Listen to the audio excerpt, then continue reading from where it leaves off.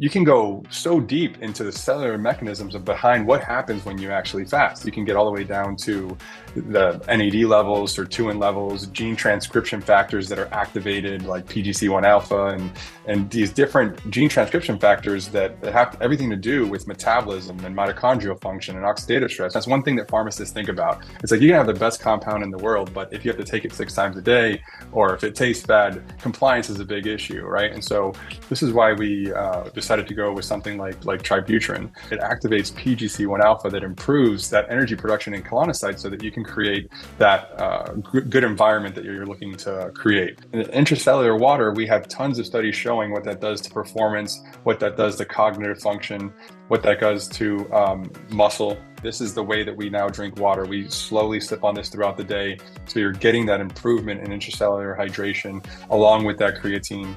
And another one of my favorites that I use as well.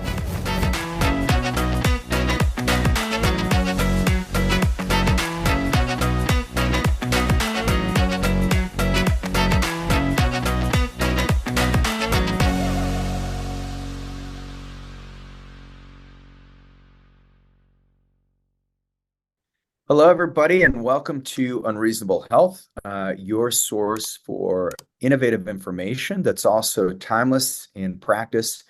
And today we've got a very special guest.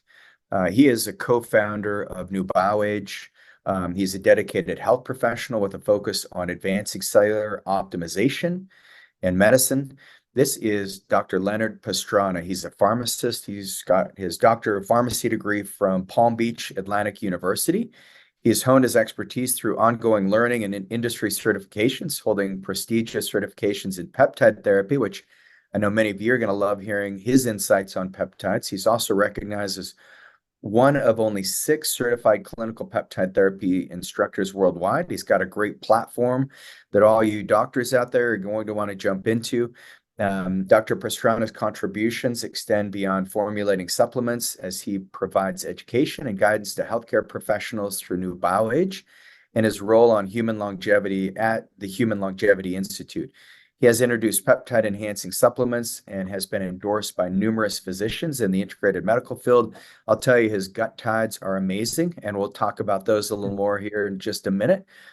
With a passion for education, Dr. Pastrana mentors pharmacy interns and pharmacists entering longevity medicine and shares his knowledge through speaking engagements, podcasts, and webinars. His expertise in metabolic breath analysis allows him to create innovative treatment plans and explore the intersection of clinical practice and exercise performance. Dr. Pastrana consults and practices nationwide and advocates for integrating cellular medicine compounds into protocols.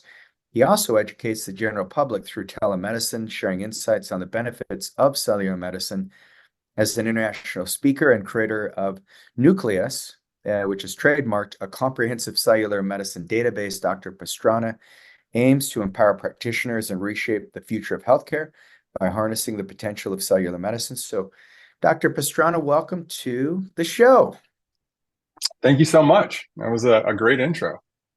Matt, well, it's such an honor to have someone like you who's dove deep into the world of cellular medicine and optimizing health. And you've departed from the traditional pathway of pharmaceutical medicine, even though you're a pharmacist. So what was the first thing in your life? What was the pivotal moment that allowed you to start seeing health beyond just the chemistry component? Yeah, sure. I think everybody has their own story in this world, and even though they're different, they're pretty similar as to there's this moment where you realize, what am I doing? And you pivot into a different direction. That happened for me when I was working at typical retail pharmacy. I was working at a CVS and just dispensing as many medications as you can, because that's the metric that they judge you by, is how fast, how frequently you can refill it, and how fast you can get the prescriptions out the door. And I loved being a pharmacist. I loved the one-on-one interaction with patients and helping them out. But anybody can, I don't want to say anybody can do that job. It's a very difficult job, but it just wasn't fulfilling. And so that's when I decided to pivot. I wanted more of a clinical position and went into working into hospital pharmacy that I liked a lot more. But again, I was in this position where I would see an entire computer screen with patients, with one patient with 15 different medications. very complicated scenarios where it just didn't feel like we were doing anything to help. We were just managing, right? So providing a lot of band-aids out there. But then in that same process, I realized that I myself was getting very unhealthy, and I was getting very, very overweight. And it wasn't until I decided that I wanted to make a change in my life where I started thinking about medicine in a completely different way. And I didn't really go to the traditional side of medicine or to any of the physicians I was working with at that time. I was actually out there learning a lot from, I'd hate to say it, but just, people, entrepreneurs that were just it was very important for them to stay healthy. And I was realizing there was this completely different side of medicine out there that, with my background in pharmacy, that I could take part in. And it wasn't until I started making the changes in my own life that I got introduced to this complete other world of medicine. And I think the first really eye-opening course that I took was through a peptide certification course through A4M initially, where I ran into all these other physicians that were strong, were healthy, talked about exercise, talk about nutrition, talk about, yes, using medications and compounds, but maybe for short periods of time, and really talking about the data behind all that. And because that's where I came from. You come from evidence-based medicine where you're looking at double-blind controlled, placebo-controlled trials, where we're evaluating literature. But they were showing us the literature of how exercise and medications, that intersection. And that's when I just became absolutely obsessed. I can have both things that I love. I love being a pharmacist, and I love this new area of self-development and optimization. And those two worlds collided, and I've just been obsessed with it ever since. Wow. Yeah, yeah, it's fascinating when you see, like, I remember Kent Holtorf was the first doctor that turned me on to peptides. And when he was talking about it, like, what are all these crazy agents? And then once I learned, like, they're naturally expressed in the body, I said, oh, this is such a fascinating world. And like you, I've just went in head first and dove right in, and it's been a fun intersection of Eastern and Western medicine, just seeing what's going on there. So you departed from that, and now you've got a big vision. I mean, you help, not only do you work with individuals, but you also help other providers learn about cellular medicine. But how would you define cellular medicine? Sure. So I love that term when I heard it for the first time, and taking one step back, thinking about what actually worked for me. So when I was very overweight, I was about 60 pounds heavier than I am now. I got into fasting. I got into, of course, eating the right foods, but fasting was one way, and different forms of fasting. Intermittent fasting was one way that I got control over my appetite, over my body composition. And when I went into the details of what exactly was happening on a cellular level, for instance, let's use caloric restriction or fasting. You can go so deep into the cellular mechanisms behind what happens when you actually fast. You can get all the way down to the NAD levels, sirtuin levels, gene transcription factors that are activated, like PGC1 alpha, and these different gene transcription factors that have everything to do with metabolism and mitochondrial function and oxidative stress. You can go down a really deep rabbit hole, and that made a lot of sense to me because everything changed for me when I changed the way I was eating. But then when we started going into some of these peptide therapy certification courses, I started realizing a lot of these molecules and a lot of these compounds were converging on those same pathways, those same metabolic pathways that got expressed when I exercised or expressed when I did something like fasting were the same drug targets. And so that's when I came across this term of cellular medicine is, let's understand what's happening on a cellular level so that we can leverage the intelligence of that cell and what it already knows how to do. And then we can bring in other things outside of exercise and caloric restriction, like different compounds, like different modalities that converge on those same pathways. But it isn't until you understand what's happening on a cellular level that you can then determine what compound or what supplement or what combination of compound and supplements to use together to really get the best response possible. And that's how I think of cellular mechanism is let's get back to the cell as to, let's not pretend like we're God and we know what's best for the cell. Let's understand what the cell does when it's extremely efficient and leverage that intelligence. And that's how I think of cellular medicine. Love it. Yeah, it's almost like you think of the AMPK, the mTOR pathways, and you're like, okay, well, how can I turn one on, turn the other one off? What are some of your favorite pathways that you've opened up in your own personal journey, or maybe peptides that helped, that kicked off your career and your knowledge of it. Sure. So I think you mentioned it that combination of AMPK and mTOR is this perfect balance, and I think that's where I initially got started. And sometimes what you hear is that mTOR is bad and AMPK is good, which is not the case, right? The problem is that we're overstimulated in that mTOR. We're in that fed state.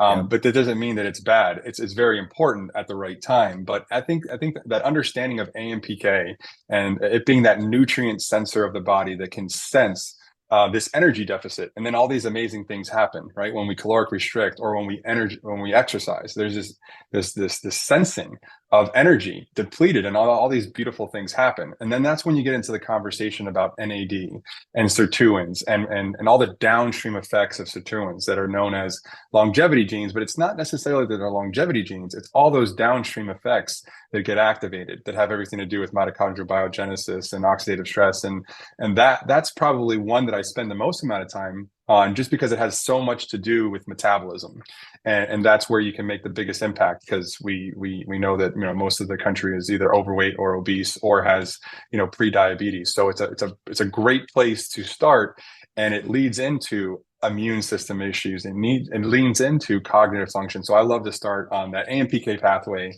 and metabolism. But then when you start looking at some of the most common peptides that are utilized out there, like the GHRH and GHRPs, they're stimulating that same pathway. They're stimulating sirtuins. They're improving the NAD plus to NADH ratios, right? So it makes tons of sense. Our favorite compound that's most talked about, GLP-1s, what are those doing? They actually have effects outside of just secreting insulin, right? They activate AMPK as well. They activate a lot of these nutrient sensing pathways that we're involved in, and then that's when it gets to be a lot of fun when we start combining them with exercise and other supplements. But I think metabolism is where I love to start with everybody, because it has such a big impact. Yeah, it's crazy. And if you look around, more than half of Americans have some type of metabolic disorder. And so, I think these molecules have been life-saving.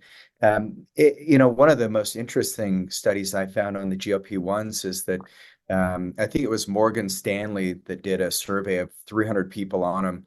And on average, they took the averages of the decrease in which those people were eating fast food, and they stopped eating fast food by 77% by being on, I think it was Ozempic, which that's crazy, right? So you work on that Yeah, metabolic pathway, changes behavior. Yeah, what's very interesting about GLP-1s is not only the metabolic pathways that it acts on, but it actually works centrally in the brain. So it works on dopamine and serotonin in the brain that have to do with that craving center. And that's where we saw this decrease in not only fast food, but we see it decrease in alcohol consumption as well. We have a lot of patients that are usually those 3 to 4 glasses of wine drinkers at the end of the night. And I was one of those 2 to 3 glasses at the end of the night. But when they're on GLP-1s, they'll have like a half a glass or 1 glass of wine or none at all. And so we can see that craving center, it's working centrally in the brain as well. It makes it so much easier to help people make better lifestyle decisions. Yeah, it's wild. We've got one of our patients has probably one of the most extensive wine collections in the entire state of Utah. And he doesn't drink wine anymore. He's like, "You ruined me. I don't even like wine." Yeah. Yeah. Yeah, That's it's great. too. It's unfortunate, but I bet his biomarkers are a lot better, are enjoying it. Oh, he looks like a new human. He looks younger every time I see him, and he feels better. He's got his life back. He's sleeping better, of course. Drinking a bottle of Yep. wine at night doesn't seem to help with sleep too well. And so let's talk about some of the novel things that you've done. Because I look at like AMPK, and so my background's in Eastern medicine, where I look at the Chinese herbs that have stimulatory patterns for specific cellular pathways, and we're identifying a lot more of those as time goes on. But you've kind of done a very similar thing with some of your new BioAge products, which we love, by the way. But maybe you could explain, some of the cellular medicine that you've been able to create, like the DHHB or the gut tides, which I mentioned earlier. Yeah, so when I look at optimization, I look at it in a framework, right? And there's obviously the metabolism side of things, getting glucose and insulin dynamics to work correctly, and improve exercise capacity and things like that. But then there's other things that get in the way with metabolism, and two of those biggest things are stress management. One, if someone has high cortisol, they're stressed out. It doesn't matter what you're doing; it's creating this poor environment for good metabolism. The other thing is with gut health, right? We have so many patients that have food insensitivities, that have inflammatory bowel disease or issues with their gut health. And so the conversation goes from how do we improve metabolism to how do we work on some of these other important parts of the framework. And so things like DHHB is perfect in that stress management area, right? So DHHB acting like this anxiolytic. And this hits home for me just because when I was in the pharmacy, you have what's called a fast mover rack, and it's right behind you, right? It's for all the drugs that move the fastest, so you can have easy access to them. And almost every benzodiazepine was on that rack, right? So many patients are taking anxiolytics, which can be, an issue just when it comes to cognitive function, when it comes to falls, when it comes to dependency on those. And we have a compound like DHHB that comes from hinokiol, and it has that anxiolytic effect quickly within 30 minutes, but doesn't have that dependency issue, doesn't have that cognitive decline or cognitive function issue. So this becomes a really interesting compound to utilize in any of those stress management patients, which happens to be a lot of them. And so the next biggest one that we see is gut health issues, right? A lot of food insensitivities, a lot of leaky gut, things like that. And then so utilizing something like Peptides, it's a combination of BPC 157 and KPV, two different peptides that are working centrally in the gut. One for inflammation, the other one that's specific to colonocytes, that KPV. And I think you might have had a podcast not too long ago about KPV that I listened to, where all the amazing benefits of KPV. But the reason I like KPV in conjunction with BPC is that it works specifically in colonocytes to inhibit things like nuclear factor kappa beta that's so in charge of inflammation. So those are the two compounds that we see that are usually added on to protocols or added on to therapy depending on the patient when it comes to stress management and gut health issues. So yeah, two very key players in a complete treatment protocol. And why the BPC 157 from a pharmacy perspective? Why the alginate salt?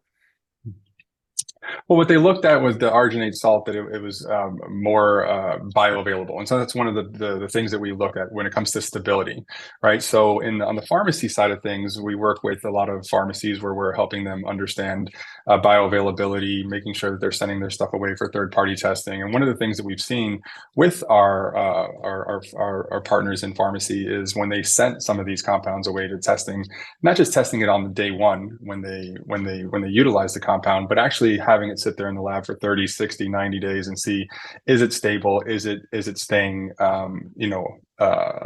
staying what it's supposed to be staying? And what they found is that there's certain forms of BPC that stay stable much longer. And arginate seems to be the longest stable acting form of BPC. Man, and I know many of you have tried BPC 157 and using this combination, we've seen people who've had colitis, pretty severe diverticulitis flare up. It's just clears up. And the thing that we're using with it is the new butyrate, because tributarin and some of the microbiome, one of the things that you guys have done is been able to, you mentioned that NF kappa beta pathway. One of the things tributarin does is calm down that pathway. It activates some of the glutathione. But maybe you could talk about new butyrate and why yours is different than just using tributarin. Yeah, so the tributrin is another way that everybody's trying to improve butyrate production, right? So nobody is out there saying that it's not up for grabs, right? Everybody knows that butyrate production is going to be very beneficial. So a lot of different companies creating butyrate supplements, some using just sodium butyrate, some using tributrin, and there's a couple different ways of doing it. There's certain other compounds that improve butyrate production as well. The reason that we went with tributrin specifically is for compliance. compliance, right? So if you've taken some of the other sodium butyrates, it tastes almost like Parmesan cheese, gets all over your fingers, things like that. So that was one of the main issues where if you don't have compliance on a medication, that's one thing that pharmacists think about. It's like you can have the best compound in the world, but if you have to take it 6 times a day, or if it tastes bad, compliance is a big issue, right? And so this is why we decided to go with something like Tributrin, and for its ability to improve butyrate production. Which again, even though we're talking about the gut and we're talking about inflammation, what is one of the things that butyrate does is it improves energy production in colonocytes, right? It activates PGC1 alpha that improves that energy production in colonocytes so that you can create that good environment that you're looking to create, as well as all the other things that it does with upregulating glutathione peroxidase and natural antioxidant system to improve the oxidative stress of that area. So Tributrin is very common supplement in a lot of the gut health protocols and in a lot of the weight loss protocols as well. Man, and we see that in our stool tests. A lot of people very low butyric acid, their metabolic metabolites are very low. They're not feeding the gut, and so yeah, if you want food for your good bacteria, it's great. The new butyrate, phenomenal formula. Let's talk about the loose synergy, because that's another interesting one for longevity or for detoxification and NAD. But how did you come up with that formula? Yeah, so actually that was the one that got us started in this. We never set out to make supplements. We were going to different conferences and helping physicians understand different compounds. And as we were, both evaluating the literature as it was coming out, we were realizing that there was certain supplements or certain compounds that just weren't available when we had really great literature as to what it was doing with metabolism. So Lucinergy was one of the first things that we decided to start working with pharmacies to make for us. And then eventually we realized, once it kind of took off, that this is something that needed to be formulated. But the science behind Lucinergy was, again, we were going back to that metabolism. We were going back to AMPK. So NAD is this big subject out there, and most companies are using NAD precursors or different ways of putting exogenous NAD into the system. But what we were studying is understanding the NAD salvage pathway and understanding more of the dynamics on how we can improve the efficiency of NAD and make our own production of NAD without using an external source. And so one of the research that was so fascinating was this research done with low doses of leucine, right? So leucine in higher doses is usually something that we see mTOR activating, that's for protein synthesis, that we use this amino acid leucine for a number of different things. But this research was interesting, and they found that low doses of leucine, where you had what's called 0.5 millimolar concentration in the blood, which is usually about a gram of leucine, was actually decreasing the amount of NAD that you needed to activate sirtuins, right? And so all those pathways that we were talking about earlier are the downstream effects of sirtuins, right? But sirtuin they do not work. They're NAD dependent deacetylases, meaning they need NAD to be activated. And so what they're finding is you actually need less NAD in this state of low doses of leucine. So the same research group did a number of different studies of combining leucine with these other co-activating compounds to improve a number of different things. They looked at it in cholesterol. They looked at it in non-alcoholic fatty liver disease. And so they started doing the ones that we were most interested in is leucine and resveratrol, very low doses of resveratrol, just because it was a co-activating compound that's working on the same pathway, and its effects on insulin and glucose dynamics. And then they looked at things like leucine and pyridoxine when it comes to weight loss and body composition. And so that's when we put this formula together of this utilizing this low dose leucine, these co-activating compounds, to improve weight loss, to improve metabolism, to improve NAD efficiency. And this is around the same time when GLP-1s became so popular, and that this was a perfect combination for these two. And the reason behind that is that when you look at the studies with GLP-1s, it wasn't just GLP-1s that are being studied. They were studying GLP-1s with caloric restriction and exercise. If you look at how the studies were run, they had to have a 500 calorie deficit, and they had to move their body a certain amount of minutes per week, right? And this is exactly what the pharmaceutical company was doing. Was they were leveraging cellular medicine. They were leveraging the intelligence of the cell that knows what it's actually converging on these same metabolic pathways. If you can get someone to exercise and utilize GLP-1s. Well, we decided, well, why can't we take that a step further, recommending that exercise, utilizing GLP-1s, but then make a compound that actually mimics exercise and caloric restriction from a cellular standpoint. And so when you combine those three things together, you actually have somebody moving their body using GLP-1s and using a caloric restriction exercise mimetic like Lucinergy. That's when really all the magic happens, and we start to see some of the best outcomes that we've seen, and that's when it's become a foundational protocol with a lot of our practitioners is utilizing Lucinergy with GLP-1s. Man, well, and what we notice is when people are ready to go off the GLP-1s, when they're at their optimal weight, we keep them on the Lucinergy, and things continually get better. They get stronger, fitter, and they keep the weight off. So brilliant formula there. I was also, I'm really fascinated with kind of the history of citronal, LNA. Yeah, citronal, that is a really great compound that was studied a while back. I think it was maybe 2008, where we love the combination of citronal. What citronal is these polymethoxylated flavones, and those come from like citrus peels. And there's a lot of research specifically on one of those called nobelatin. And nobelatin is looked at in cancer research, it's looked at in circadian rhythm research, but initially it was looked at in cholesterol.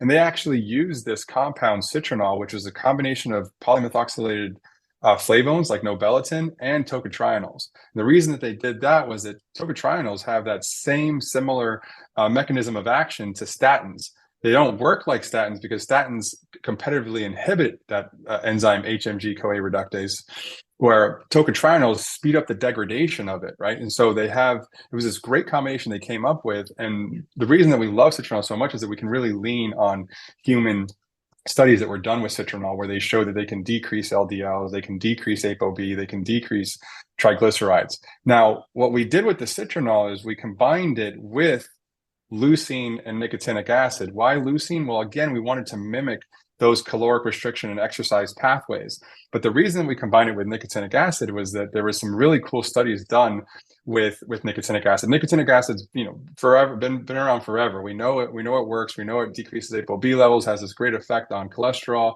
But the problem with nicotinic acid is that people get flushing and they can't really tolerate it. But then that's why it's not used as much. But what we found really interesting was the study done with low doses of leucine and nicotinic acid, where because they're converging on the same system, and this is why cellular medicine is so important, because this would not make sense if you didn't understand this relationship between NAD and sirtuins, right? But because leucine was already lowering that threshold of NAD needed, well, they looked at, can we use smaller doses of nicotinic acid with leucine and get the same effect? And they found that they could decrease the dose of nicotinic acid by 95%. Now, again, this was a preclinical model showing that they can use small doses of nicotinic acid as long as you have leucine along with it to get these beneficial effects. And so that's when we decided to combine the science between these polymethoxylated flavones like citronal and leucine and nicotinic acid to make this one amazing supplement that you could use for weight loss. But the way that we use it is more for our patients, and you probably see this all the time when they come in. They have elevated triglycerides, they have elevated LDL, they have elevated ApoB levels. And it's, the results are amazing that we see. We have a lot of case studies that we presented at different conferences utilizing these with GLP-1s, because a lot of times you'll have someone come in for weight loss, but you'll know that you have to work on weight loss and you have to work on their cardiovascular risk factors at the same time. This is the perfect combination. And there's a lot of patients that don't want to take statins, or they want to take a lower dose of statins. So it's great additional therapy as well. So one of my favorite, one that I take all the time myself. Yeah, we've seen this move the needle. And is there any issue with taking citronal with Lucinergy? Well, what you want to do is, if you're taking Lucinergy as well, you want to separate the Lucinergy and the citronal LNA, because remember, the science behind low dose leucine is that it's low dose. It happens at a specific dosing. So for our patients that are taking both, they'll take the Lucinergy in the morning, and then they'll take the citronal LNA with a meal later on. Just because even though we only have a small amount of nicotinic acid in there, some people are still sensitive to the flushing, even with that low dose. So we make sure that they take it with a meal. Okay, perfect. And then let's talk about apigenin. This is This is a big one that some people are using for sleep, but you kind of look at it more for inflammation, weight loss, insulin resistance. But tell me about apigenin and how are you guys making it? Yeah, so the apigenin was just like a continuation of this story of how do we make the cell more efficient, right? And so we were looking at more than just adding things like NAD into the system. Initially we're looking at, well, how do we decrease the amount of NAD even needed using things like low dose leucine? Well, the other way that we want to improve the efficiency or utilization of NAD is to get rid of things that are degrading NAD, right? So we have a lot of DNA repair that sucks up a lot of our NAD to go deal with DNA repair, inflammation. And so one of the great papers that we found so interesting was this paper talking about CD38. Now, CD38 is this NAD or NMN degrading enzyme, right? And apigenin was a potent inhibitor of CD38. And so that's what was so interesting in finding, well, we have this molecule that it can inhibit CD38. And they did this amazing study where they showed that as you age, the increase in CD38 was equivalent to the decline in NAD. So one of the first things that we hear about anytime someone's talking about NAD is that, well, as you age, NAD starts to go down. Well, what goes up? CD38. And they saw this relationship between the two. And so we realized apigenin had all these great studies when it came to as an anxiolytic. It also has great studies when it comes to gut health. And one thing that's getting really popular now is akkermansia, right?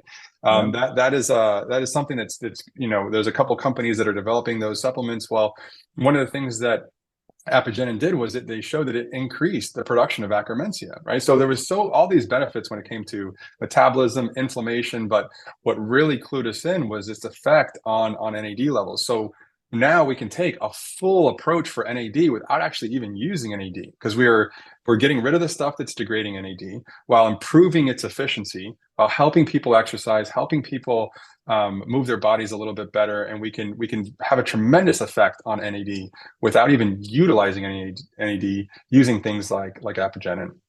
Wow. And do people, is it better at night or can people take it in the morning as well?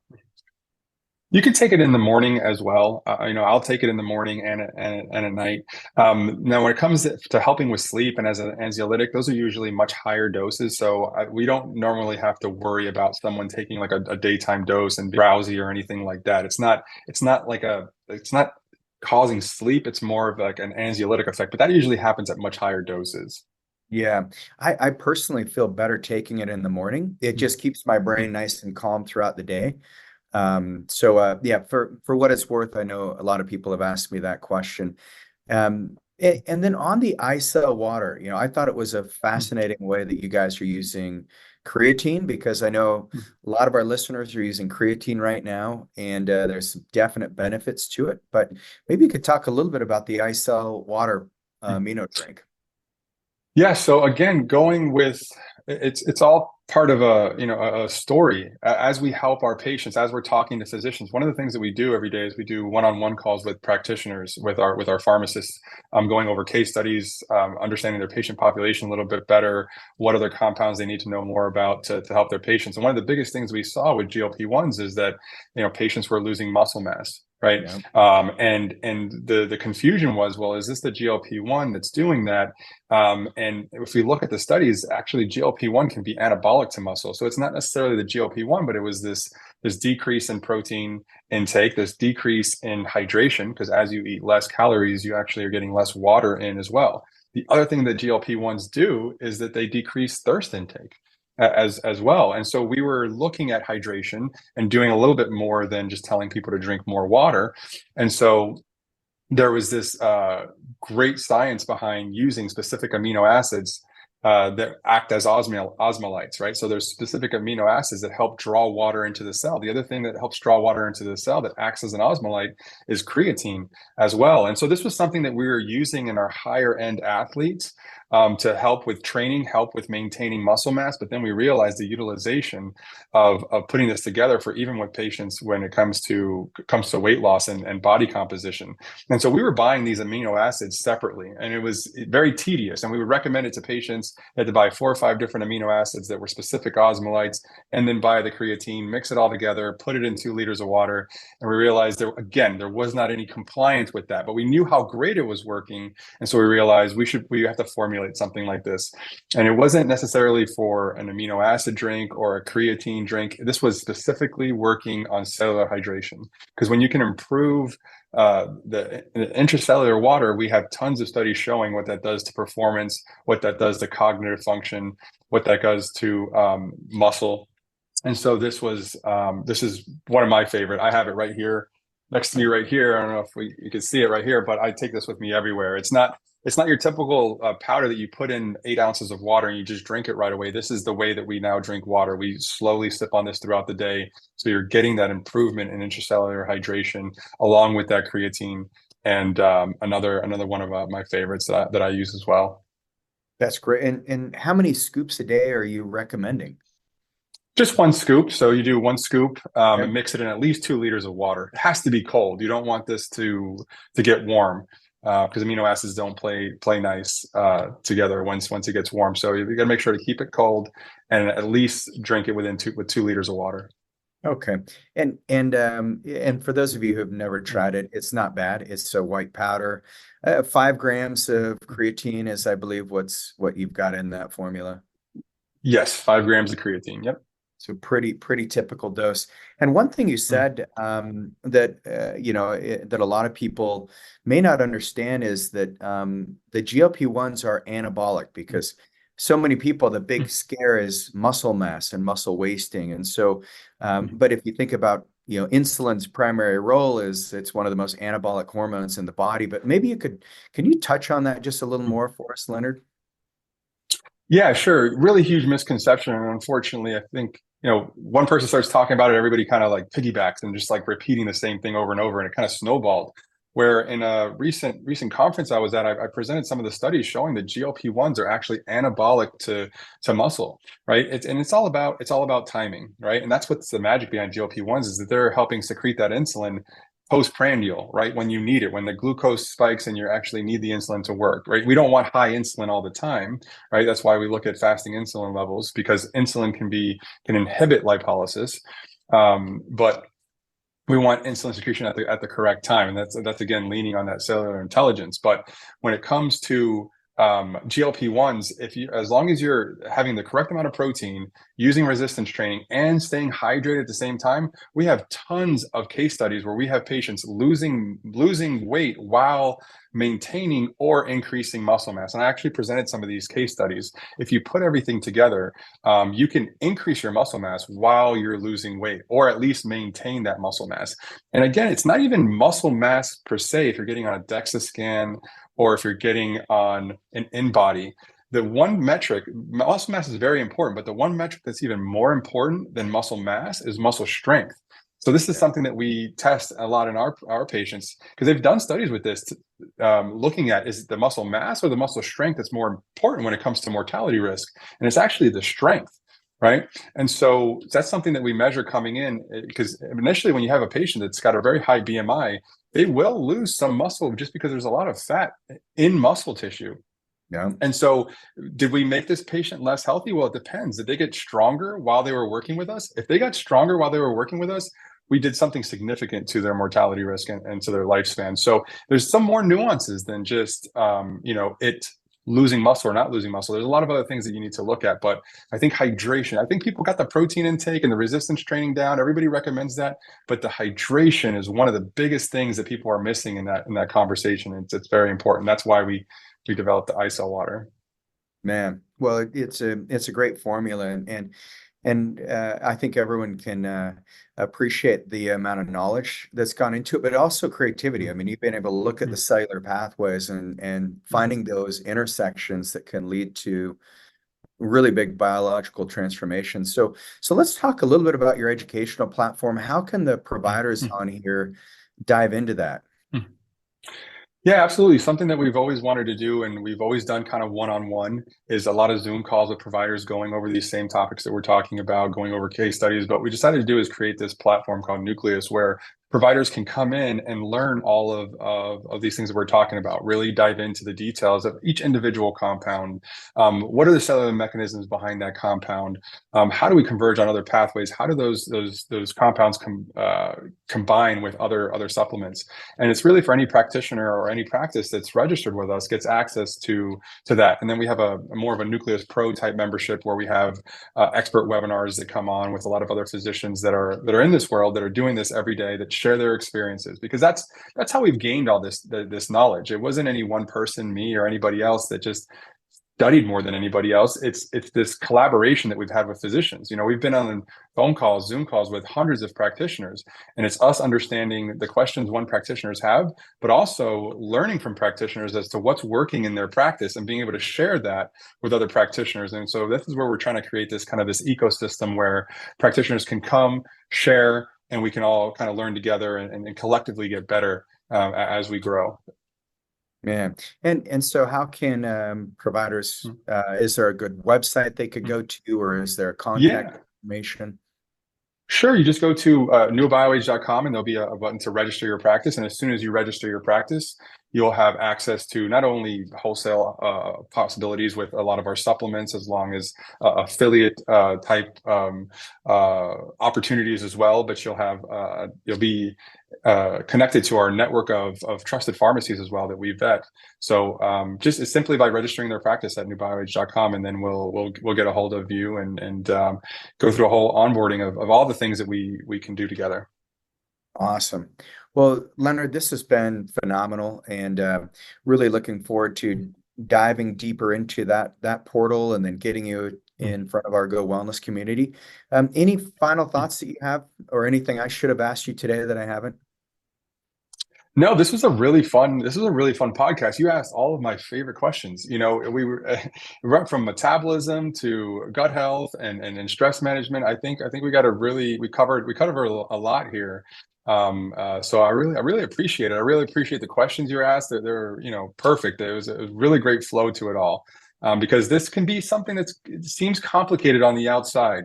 But there's a simplicity to where we're just trying to leverage that intelligence of the cell. And the way that you had this podcast flow, I think we got that point across, and really appreciate it.